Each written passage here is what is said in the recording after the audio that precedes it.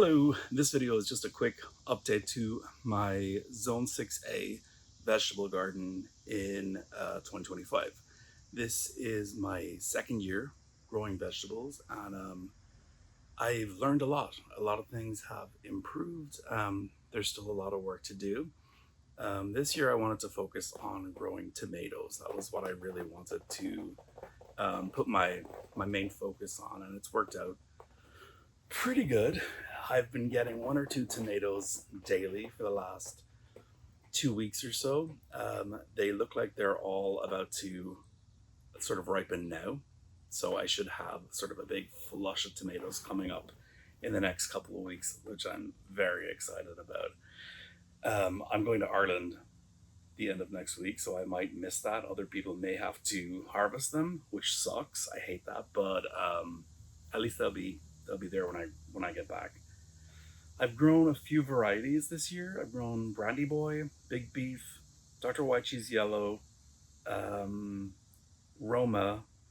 I think there was one other. I'll put it on the screen if I can remember. But they're looking good so far. No diseases, minimum pests. The weather has been really sort of strange this year, so I don't know if that has anything to do with it, but everything is looking good. It feels like it's taking them forever to ripen, but they're getting there, so I'm excited for that. In my sort of main garden, I planted a ton of flowers, which it was the best thing I could have done because it has drawn so many beneficial insects and bees and pollinators, which is fantastic. I see them buzzing around every day I'm out there. Um, I primarily did that for the plants that need pollination, like my cucumbers, my melons, and all that kind of thing, which haven't done as well this year for some reason. I've not noticed a lot of fruit on those. I've gotten a couple of summer squash, um, and that's kind of it. I've got a couple of winter squash that are growing, but it's always iffy if they'll make it or not. So I won't really know till the end of season if they will actually make it. Cucumbers, nothing, not a one. I don't know what I did wrong this year, but none of them took off.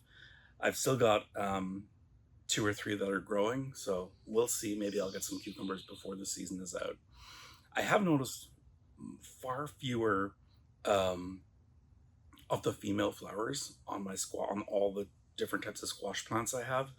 So I'm wondering if I used the wrong type of fertilizer or something, or where I went wrong with that. But I feel like I'm not getting fruit because there aren't female flowers there to be pollinated because there are a ton of pollinators flying around. There's just no female fruit for them to pollinate.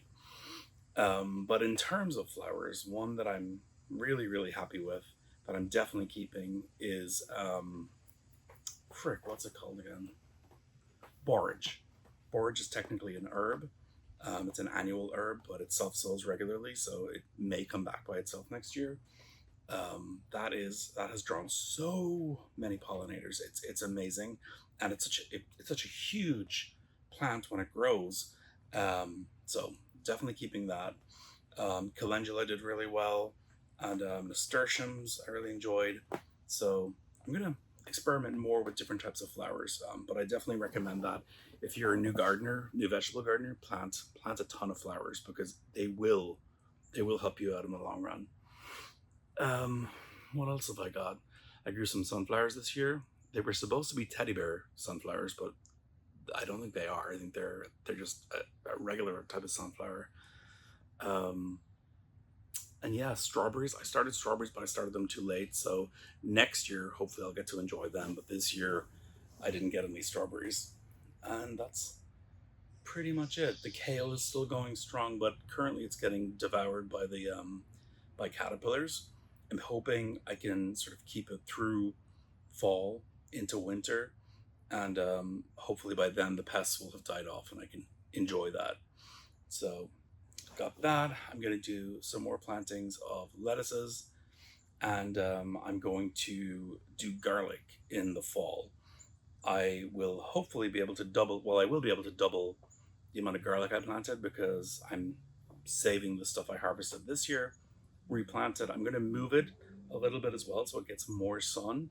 and I think that will help with the development of the bulbs. This year they were pretty small, which was a combination of it being too shady. It was a very wet spring, summer here. The weather was just a little off, so I think that had something to do with it. Yeah, that's it. And then currently in the garlic bed that I use, I have honey rock cantaloupes. I don't know if they'll have enough time to bear fruit, but I've planted, I think, 4 or 5 of them. So hopefully they will. Hopefully I'll get at least one. Because last year I got none. But I had only planted like one plant, and I think just for pollination purposes, having a bunch of plants together will serve me better. But we'll see. Um, yeah, that's kind of where we're at. The tomatoes are the big winner this year. It's worked out really well. I'm gonna grow them in that spot again. The only thing that I will do differently is I'll trellis them a little differently. I'm gonna do the oh, I can't remember what it's called, but I'm gonna uh, use cattle panels next year, sort of wind twine through them. I'll put it on the screen. I'll get the name of what that method is called. Yeah, so far really good. It's been a good season. Definitely have some things that I'm going to tweak, but yeah, it's kind of sad that the gardening season is going to come to an end. But lots of lessons. I'll do a video on what I learned this year because I definitely learned a lot, a lot. But yeah, thanks for watching. Please hit subscribe and like and all that good stuff, and I will see you next time.